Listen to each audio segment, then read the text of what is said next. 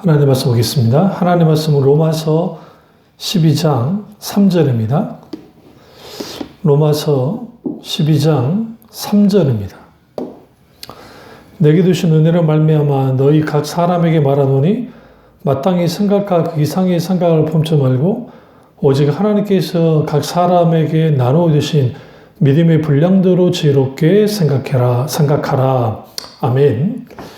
말씀 제목은 믿음의 분량대로 지혜롭게 생각하라는 말씀을 나누도록 하겠습니다. 믿음의 분량대로 지혜롭게 생각하라는 제목으로 말씀을 나누도록 하겠습니다. 우리가 어떤 일들이 우리 앞에 이제 벌어지고 여러 상황이 우리 가운데 펼쳐질 때 원래 그것을 어떻게 바라보고 어떻게 이해하느냐에 따라서 이 모든 것들이 달라집니다.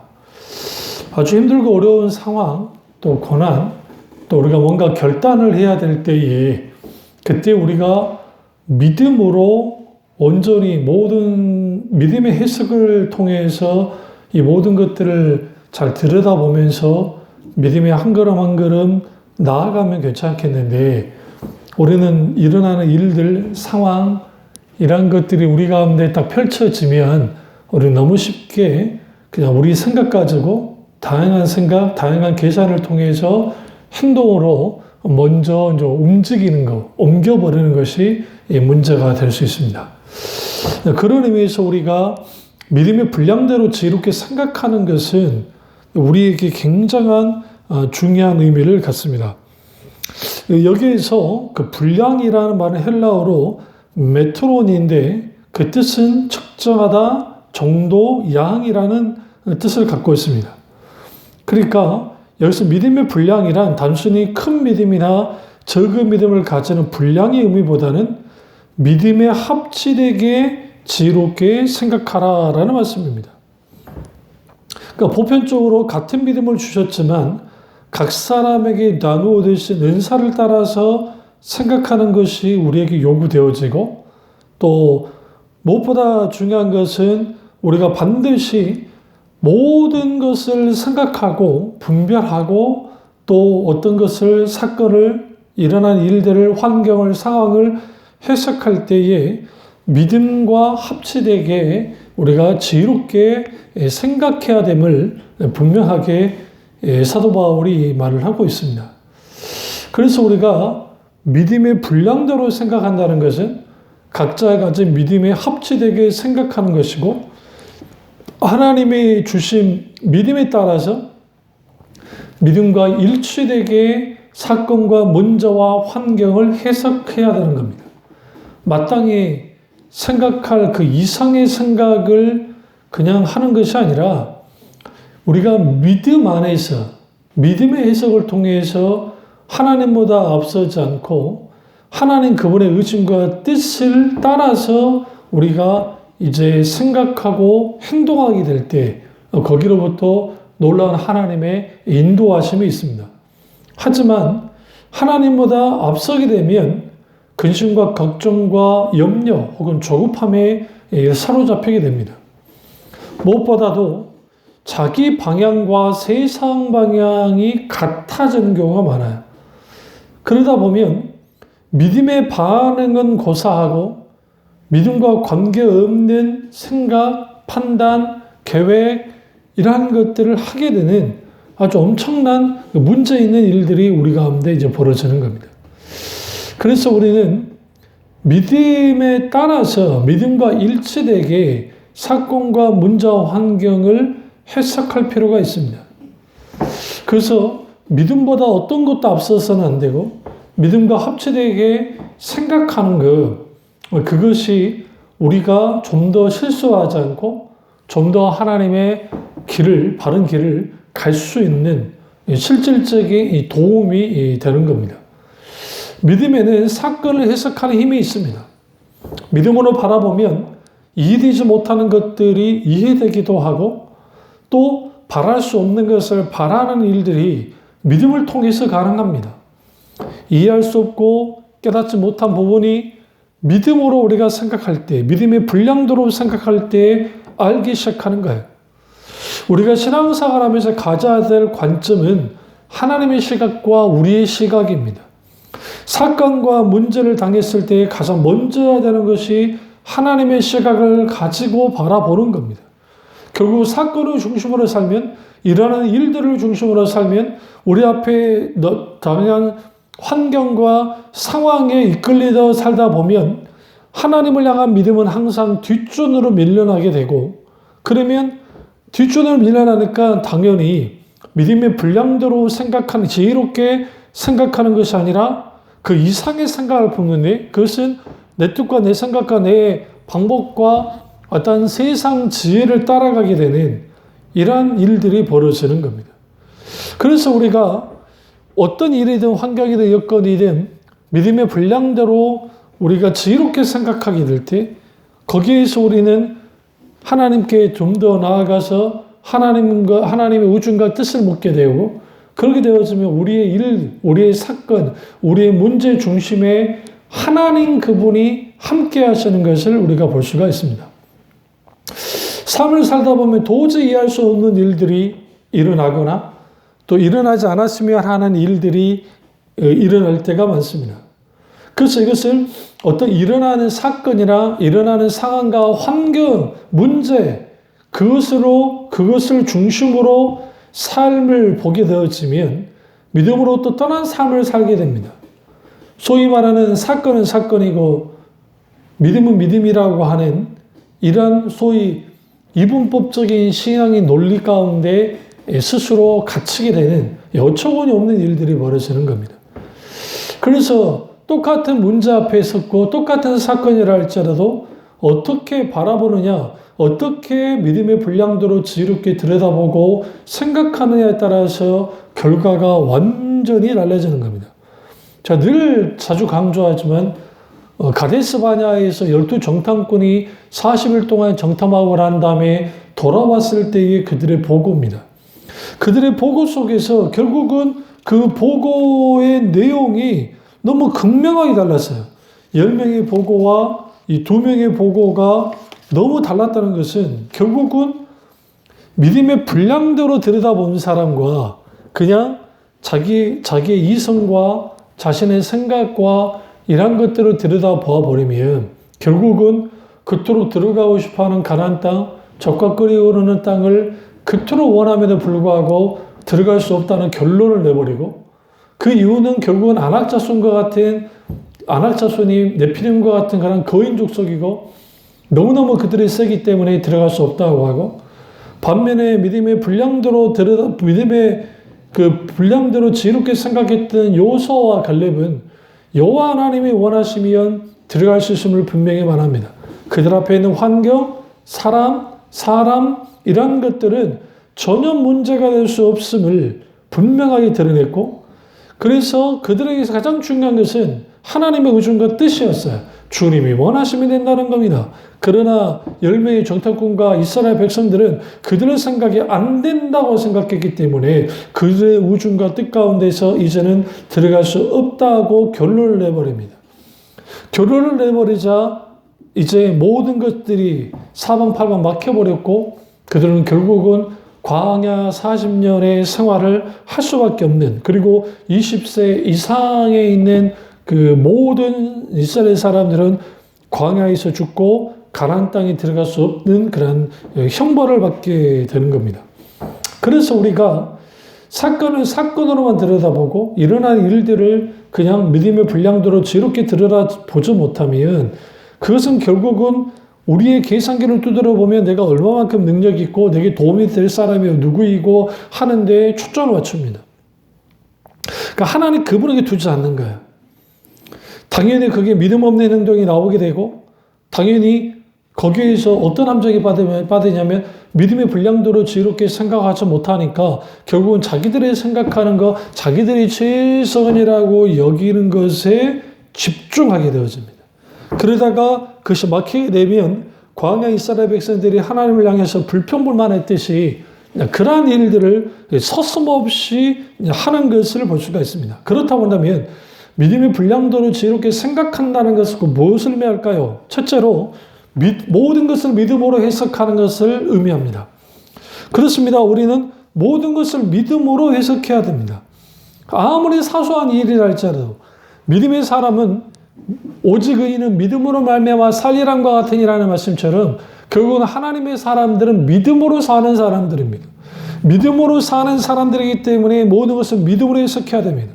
다시 말하면 세상적인 시각과 자기 시각에 앞서는 게 아니라 하나님의 관점, 하나님의 시각으로 믿음의 관점으로 들여다볼 필요가 있습니다.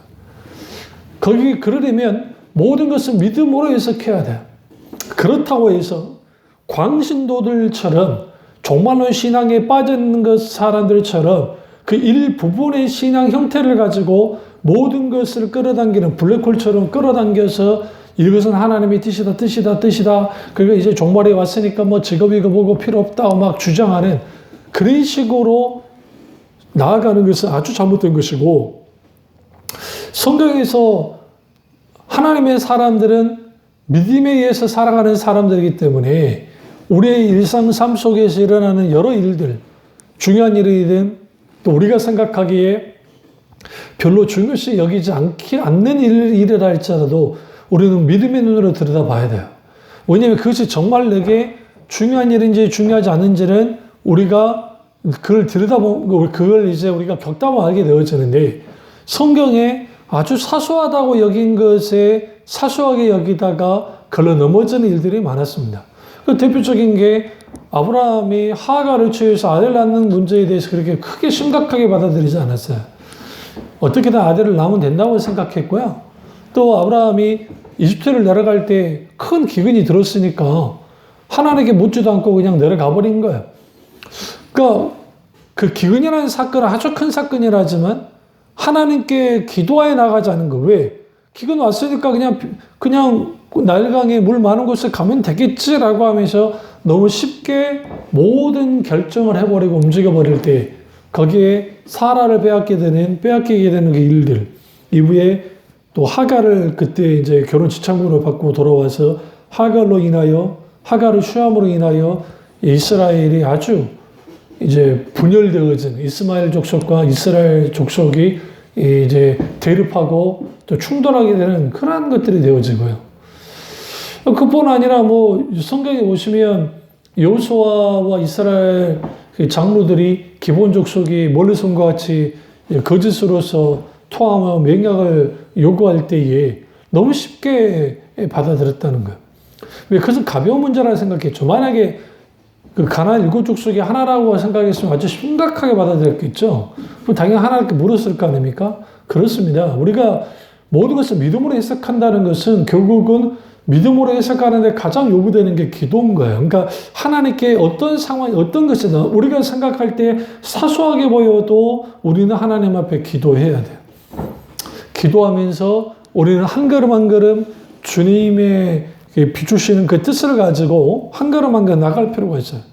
그런데 이제 우리가 신앙생활 하다 보면 그러지 못하는 경우를 봐요. 왜냐하면 바로 앞에 즉각 결단을 내려야 될 때, 즉각 해야 될 때, 이제 여러 정말 합리적인 판단을 하고 그런 걸 통해서 일을 하죠. 뭐가 잘못된 것이겠어요. 근데 중요한 건 뭐냐면, 그럼에도 불구하고 순간순간 하나님의 의중과 뜻을 찾고 주님을 의지함으로 한 걸음 한 걸음 나아갈 때에 거기에 실수함이 적어질 뿐만 아니라 하나님께서 우리 가운데 이끄시는 그 이끄는 방향대로 나아갈 수 있고 살아갈 수 있고, 그리고 거기에 믿음의 역사가 나타나고 모든 것을 믿음으로 해석할 때 믿음의 역사가 나타남을 통해서 거기에 그 귀한 열매들이 맺어지는 것을 우리가 볼 수가 있습니다. 그래서 우리는 반드시 우리가 그 믿음의 분량대로 지혜롭게 생각하려면 우리는 반드시 모든 것을 믿음으로 해석해야 되고 모든 것을 믿음으로 해석하는 것이 일상화되어야 돼요. 그래서 떠오르는 게 주님이라면 어떻게 하셨을까라는 생각을 가지고 우리는 잘 분별해 나가야 됩니다. 우리가 아이들 교육을 시키든 뭐 집을 사든 직장 생활하든 소비 생활을 하든 기타 여러 가지를 해나갈 때에 거기에서 우리는 분명하게 볼 게 있어요. 뭘 봐야 되냐면 그러한 것들은 아주 사소한 일이긴 하지만 먹든지 마시든지 하나님 그분의 영광을 위해서라고 하는 그 말씀처럼, 물론 이거는 이제 정말 거기에 뭐 우상 제물을 먹고 마시고 하는 문제, 그게 뭐가 그렇게 문제가 되느냐. 믿음의 거리낌이 없으면, 양심의 거리낌이 없으면 우상 제물이라도 먹어도 된다. 어차피 이건 하나님께로부터 주어진 것이니까 라고 하는 사도 바울의 말처럼 먹고 마시는 것, 그것은 사람의 삶에 있어서 가장 기본적인 것인데 거기에서도 하나님의 영광을 위해서 한다고 하는, 이게 얼마나 귀중하고 얼마나 소중한 겁니까? 그래서 여러분, 믿음으로 해석하게 되어지면 요셉이 자기 인생을 들여다볼 때에 정말 파란만장 인생을 산 거 아닙니까? 아버지의 지극히 정말 귀한 사랑을 받다가 하루아침에 형님들에게 배신을 당해서 죽을 위기에 있다가 애굽으로 팔려갔고, 애굽에 팔려가서 노예가 됐다가 또 인정받을 만하니까 누명을 써서 이제 감옥에 갇혀 있는 그런 비참한 상황 가운데 있을 때에, 근데 그럼에도 불구하고 그는 함께 하신 하나님과 함께 한 걸음 한 걸음 살아갔고, 결국은 믿음으로 해석해 보니까, 아하, 하나님이 야곱 족속을 약속하신 아브라함과 이삭과 야곱과 언약하신 그 언약의 백성을 살리기 위해서 요셉을 먼저 이집트로 보냈다는 사실을 알았습니다. 그리고 그 하나님의 뜻을 알았기 때문에 결국은 자기를 죽이려 하고 자기 노예로 팔아먹었던 형들을 너그럽게 진심으로 용서했던 겁니다. 그래서 요셉이 하나님 안에서 형들을 용서할 수 있었던 것, 그것은 결국은 하나님의 뜻을 알았기 때문에 그렇습니다. 우리가 어떤 사건 하나하나 놓고 보면 견딜 수 없는 고통과 문제가 되지만 하나님 앞에서 믿음으로 해석하면 그 사건이 아니라 우리의 믿음으로 이끄시는 하나님을 보게 되고, 그 구원의 하나님, 회복케 하시는 하나님, 위로하시는 하나님, 함께 하시는 하나님, 도우시는 하나님, 그 하나님으로 말미암아 우리는 새 힘을 얻고 살아갈 수가 있게 되어지는 겁니다. 그래서 우리는 반드시 모든 것을 믿음으로 해석해야 되고, 그 믿음으로 해석할 때 거기에서 우리 가운데 이제 아주 중요한 게 일어납니다. 그게 두 번째로, 믿음의 분량대로 지혜롭게 생각한다는 것은 곧 하려면 어떻게 해야 되느냐. 모든 것을 믿음으로 해석해야 되고, 두 번째, 믿음의 시각을 가져야 됩니다. 혹은 하나님의 시각을 가져야 됩니다. 우리가 하나님의 시각을 가질 때, 그리고 하나님의 관점으로 우리가 이제 나아가기 시작할 때, 그러면 분명히 그 일은 나의 일이고 나의 문제인데 내가 그것을 믿음으로 해석하고 믿음으로 반응하면 이게 나의 사건이 하나님의 사건으로 바뀌어집니다. 그런데 그 바뀌어지는 그 과정에서 요구된 게 믿음의 시각이에요. 왜냐하면 믿음의 관점이라는 거예요.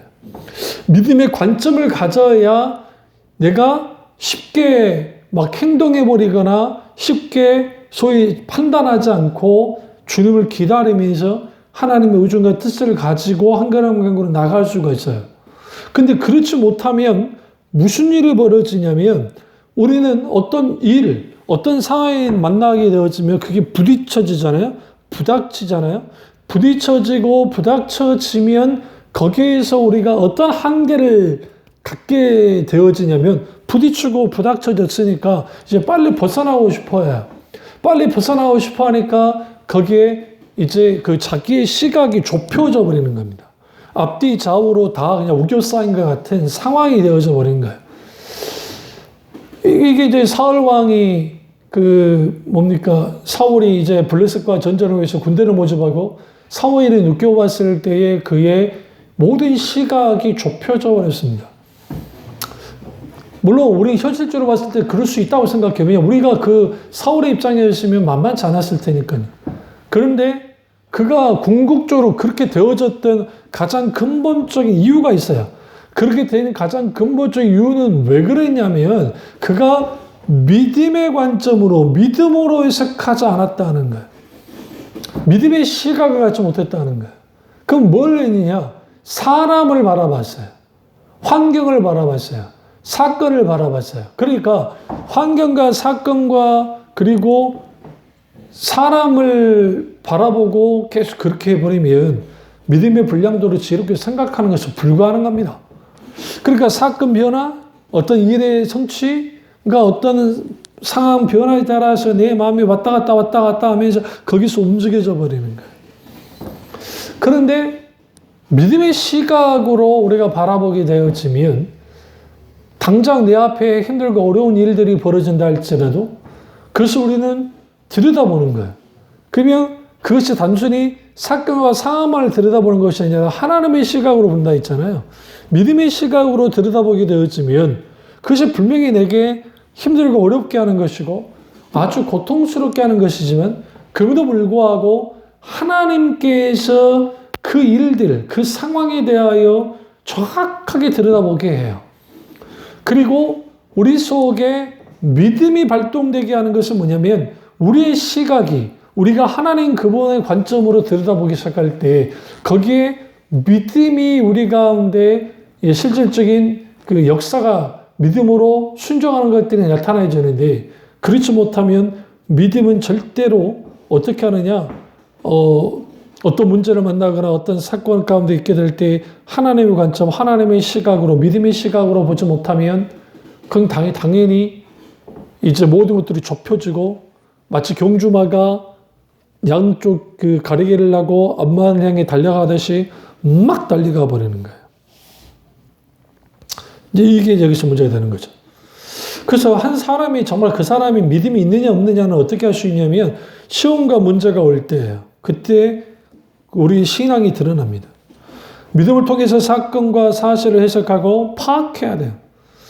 그러면 예수님을 중심으로 우리의 신앙이 조율되어지고 사건을 믿음으로 해석할 때 하나님의 조율해가는 손길을 경험하게 되는 겁니다. 그런데 이 조율해가는 그것이 가장 중요한 게 하나님의 관점으로 정확하게 판단할 때 그러니까 환경을 먼저 내가 변화시키라는 게 아니라 나를 먼저 조율하기 시작하는 거죠. 그래서 내가 조율되어짐을 통해서 이제는 중심을 잡게 되고 중심을 잡게 되어지니까 믿음의 분량대로 지혜롭게 생각하고 분별하고 그리고 한 걸음 한 걸음 믿음으로 행동이 나아가는 거예요. 그러니까 거기에서는 소위 세상 사람이 눈에 볼 때 무리수 같지만 무리수처럼 여길지 모르지만 믿음으로 그렇게 행동해야 될 때가 있고 그리고 하나님이 의도하신 바가 갖고 있다고 한다면 그 의도하신 바대로 한 걸음 한 걸음 믿음으로 나아가게 되어지면 거기로부터 분명하게 하나님의 뒷받침, 그러니까 하나님의 함께 하심의 놀라운 역사를 온전히 경험할 수 있습니다. 그럼 왜 우리는 믿음의 시각으로 바라봐야 될까요? 믿음의 관점으로 바라봐야 될까요? 그 이유는 뭐냐면 환경 너머에 있는 하나님을 바라봐야 되기 때문에요. 문제 너머에 있는 하나님을 바라봐야 되니까. 이게 안 되면, 이게 훈련이 안 되어지면 어떤 문제를 만나면 파르르 떨고 어쩔 줄 몰라 하는 거예요. 기도는 하는데 그냥 기도만 할 뿐이에요. 거기에 막 기도는 하는데 빨리 이 문제를 해결해 주십시오, 해결해 주십시오, 해결해 주십시오. 막 그렇게 되어버리는 거예요. 이제 이게 굉장히 심각하죠. 시편 123편 1절과 2절 보면 시편 기자 이렇게 말합니다. 하늘에 계신 주여 내가 눈을 들어 주를 향하나이다. 종의 눈이 그의 상전의 손을 여종의 손이 그 주모의 손을 바람같이 우리 여호와 우리 하나님을 바라며 우리를 공률히 여기시기를 기다리나이다 라고 말합니다. 그렇습니다. 우리 눈이 주님을 바라봐야 돼요. 그런데 우리 눈이 그 보는데 종의 눈이 그 상전의 손을 여종의 손이 그 여주인의 손을 바라민다는 거예요. 근데 이건 어떤 판결을 내리는 것 같아요. 그 판결에 따라서 생사가 오갈 수도 있는 그런 상황인 거죠. 그러듯이 우리는 하나님을 바라볼 때에 악마하듯이 정말 우리는 정말 그 절실하게 주님을 바라봐야 됩니다. 절실하게 주님을 바라보는 것은 결국은 환경 너머에 있는 하나님께 시선을 두는 것이에요. 그래서 눈을 들어 하늘에 계신 주여 내가 눈을 들어 주께 향하나이다 하는 눈을 들어 주님을 향하는 자에 대해 믿음의 분량대로 지혜롭게 생각할 수가 있어요. 믿음의 분량대로 지혜롭게 생각하는 사람들 속에 하나님의 놀라운 믿음의 역사가 나타나고 그 믿음의 역사 속에서 하나님 하시는 크신 일들이 분명하게 드러나는 겁니다. 그래서 우리가 삶을 살거나 신앙생활을 하다 보면 사건과 문제와 고통 속에서 울고 때로는 웃고 막 그래요. 그런데 우리가 환경 너머에 계신 하나님께 시선이 고정되어지면 우리에게서의 사건은 크신 하나님이 나와 함께하기 때문에 그것이 분명히 큰 문제임에도 불구하고 이제는 더 이상 내게는 큰 문제가 되지 않게 되어져요. 왜냐하면 하나님은 어떤 환경보다 크신 하나님이기 때문에 그렇습니다. 그래서 아우구스티누스가 다음과 같이 말했습니다. 고통은 동일하나 고통당한 사람은 동일하지 않다. 악한 사람은 똑같은 고통을 당하면서도 하나님을 비방하지만 선한 사람은 그 고통 속에서도 하나님을 찾으며 뜻을 찾는다. 모든 사람이 고통을 당하느냐 아니냐가 문제가 아니라 어떻게 당하느냐가 문제다. 똑같은 미풍이 불어오지만 오물을 더러운 냄새를 풍기지만 꽃은 향기를 날린다라고 했습니다. 고통은 똑같이 당합니다. 문제를 똑같이 당하고 상황 가운데 있을 수 있습니다. 그런데 믿음으로 반응하면 믿음의 시각으로 가게 되어지면 보게 되어지면 믿음으로 해석하면 모든 판도가 달라지는 거예요. 그래서 우리는 많은 사건과 사건에 노출되어지는데 여기서 중요한 게 어떻게 반응하느냐. 믿음으로 해석하는 반응과 믿음의 시선, 관점, 하나님의 관점, 믿음의 그 관점으로 우리가 온전히 모든 것들을 들여다보게 될 때 믿음의 분량대로 지혜롭게 생각하는 것들이 우리 가운데 있게 되기 때문에 바른 판단과 바른 분별을 통해서 바르게 이제 이것들을 해결해 나가고 한 걸음 한 걸음 믿음으로 나아갈 수 있는 겁니다. 그러나 저나 여러분이나 때로는 어떤 문제, 어떤 일들, 어떤 어려움들을 겪게 될 때에 내 믿음이 무기력하다고 여길 만큼 넘어질 때가 많습니다. 그것은 결국은 우리의 시선이, 우리의 눈이 계속적으로 무엇을 바라보냐면 일어나는 일들, 사건, 문제, 그것만 바라보기 때문에 그렇습니다. 모든 환경을 주관하시고 환경 너머에 계신 하나님을 바라봐야 됩니다.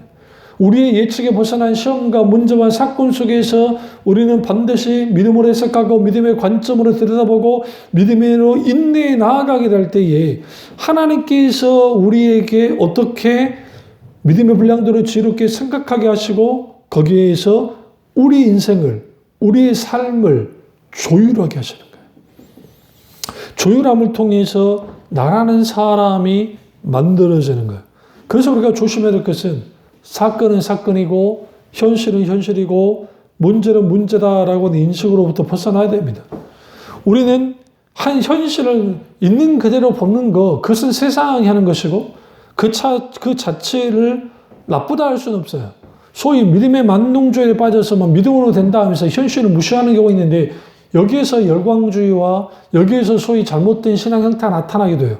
그런데 그럼에도 불구하고 이 현실을 있는 그대로 본다라고 하는 이 말은 그 자체는 별 문제가 없는 것 같은데 신앙의 세계에는 함정이 하나를 갖고 있어요. 그게 뭐냐면 현실을 믿음의 눈으로 보지 않으면 현실 너머를 보고 해석해 나가는 하나님을 향한 믿음이 없어요.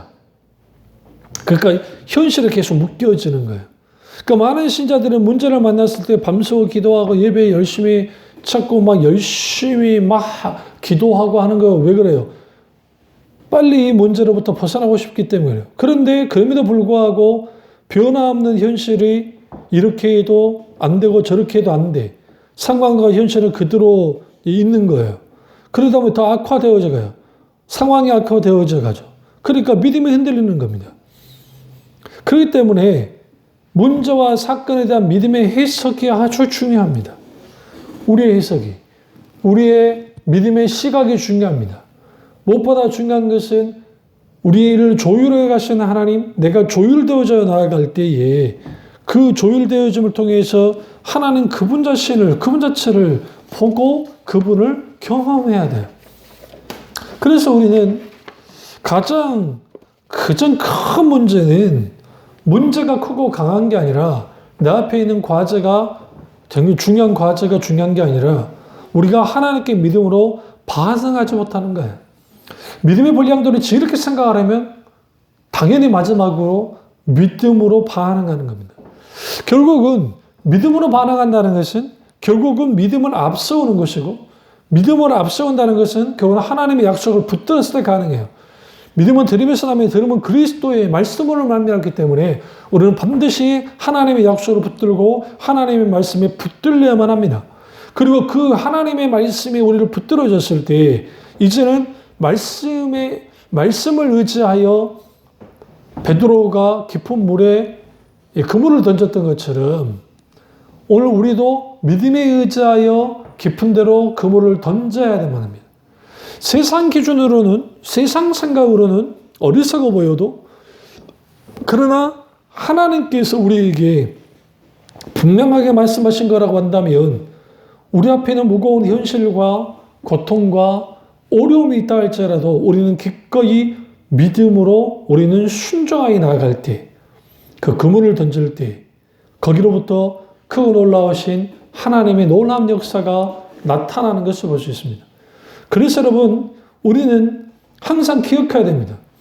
우리가 하나님께 먼저 반응하지 않고 환경과 사람과 상황에 먼저 반응하게 되어지면 우리의 믿음이 무력하게 되어지고 우리의 믿음이 무력화되어지면 하나님의 문제보다 못한 분으로 전락되어지고 그러니까 광야 이스라엘 백성들이 가데스 바냐에서 우리 하나님인들 가나안 땅으로 들어가게 하겠느냐라고 하는 그들 속에 실질적으로 있게 되어졌던 불신앙과 하나님을 향한 대적들이 고스란히 그렇게 드러나는 거예요.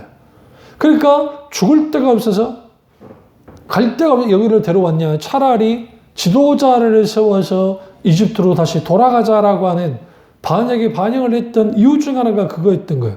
결국은 그들에게서 가장 심각한 문제, 가나안 땅의 안악조선과 그 거민들을 쳐서 이기는 것인데 그들은 싸우려 하지 않았습니다. 이미 마음으로도 졌습니다. 그 이유는 뭐냐면 믿음의 분량도로 지롭게 생각할 수 없었거든요. 왜 믿음의 분량도로 하지 못했을까요? 결국은 그들이 믿음으로 반응하기보다는 믿음의 해석을 하기보다는 믿음의 시각을 가지면서 하나님을 바라보기보다는 환경과 상황과 그것에 자기 자신을 바라보다가 오히려 그 무거운 현실에 그 급박한 현실에 함몰되어져서 거기에 묶여지고 늪에 빠듯이 빠져버리는 그러니까 거기에서 현실 너머에 계시는 우리 문제 너머에 계시는 하나님을 바라보지 못하죠. 그러니까 계속 거기에 붙잡혀져 있는 묶여져 있는 눌려버리는 그런 일이 벌어지는 거예요. 그래서 우리는 반드시 명심할 것은 우리와 함께 계시는 하나님을 끊임없이 바라봐야 되고 믿음의 해석을 상황 환경을 해석을 해야 되고 무엇보다 믿음의 반응을 하는 거예요. 믿음으로 반응하는 겁니다. 믿음으로 반응하는 겁니다. 근데 그 믿음의 반응의 가장 큰 핵심은 하나님의 약속의 말씀, 하나님의 의중과 뜻 그것이 우리에게 분명하다고 한다면 우리가 그걸 의지하고 그것을 붙들고 나가기 시작할 때 거기로부터 놀라운 믿음의 역사가 나타나기 시작하고 믿음의 분량도로 지혜롭게 생각하게 될 때 여기에서 하나님의 크고 놀라운 역사가 나타나게 되어지고 궁극적으로 믿음의 승리자가 될 수 있습니다. 이 은혜가 저와 여러분의 있기를 주님의 이름으로 축원합니다. 기도하겠습니다. 사랑해 주신 역사해 주신 은혜해 주신 우리와 함께 하시고 오늘 선포된 말씀이 나의 말씀 되기 원합니다. 우리가 정말 믿음의 분량도로 지혜롭게 생각하는 교우들 되게 하시고 그러기 위해서는 믿음의 해석을 하는 자 되게 하시고 믿음의 시선, 믿음의 관점, 하나님의 관점을 갖는 자들 되게 하시고 그 관점 속에서 우리 자신이 조율되게 하시며 무엇보다 믿음의 반응을 통해서 하나님의 놀랍고 놀라운 믿음의 역사가 나타날 수 있도록 은혜 베풀어 주시옵소서. 주님 안에 홀로 가받기 원하고 예수님의 이름으로 기도드립니다. 아멘.